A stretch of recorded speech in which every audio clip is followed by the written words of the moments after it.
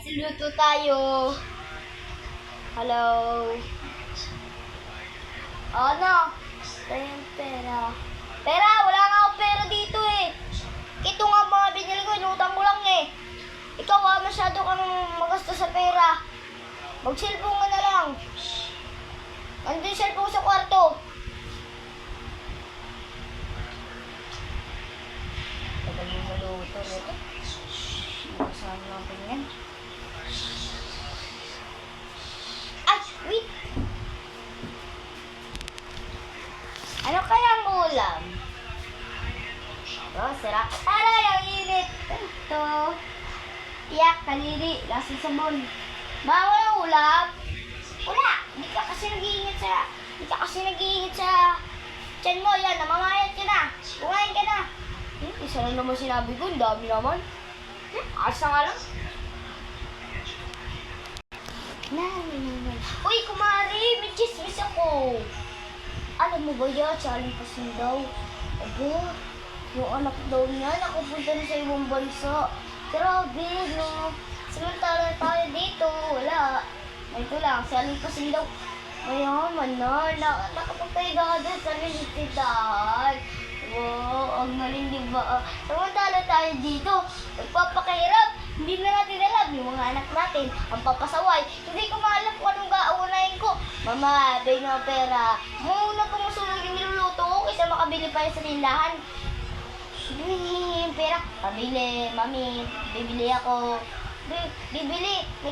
Sabi pa, mama, pabili ako. Hindi ko gaya ng mga bata dyan sa nung araw. Ewan mga bata na. Uy, wait lang niluluto ko, sunog nito na. Ay, unwagi. So, sige, babay kumare.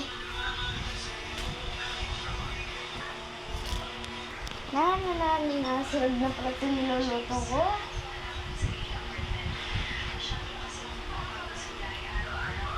Ay, nako. Ano na kaya ulam ngayon? Oh, bakit? Ay, wait. Ano? Sige, mamaya. O, ito na, luto na. Ngayon na.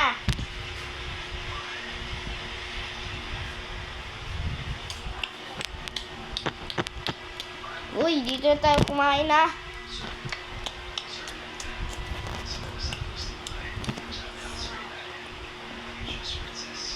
Ay, naku. Makapagbaba nga muna ito. Ano kaya gagawin dito? Pwede nga yun. Yan, mag-uubos mo ng plato. Yan. Ay, wait lang pala. Kukuha lang mga baso. Ay, tumatawag si kumari. Ano yung kumari? May chismis ulit ako. Ano na naman yun?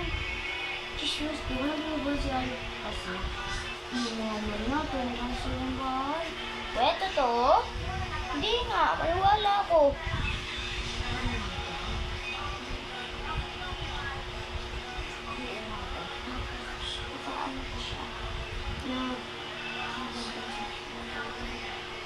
Ha?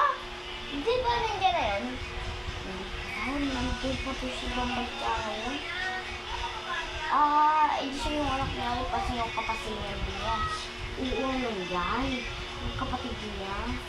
Ano ko anak niya? Kapatid niya? Grabe ka. Uy, bukas ulit ha. Okay, bye-bye. Ako na nga. Hello!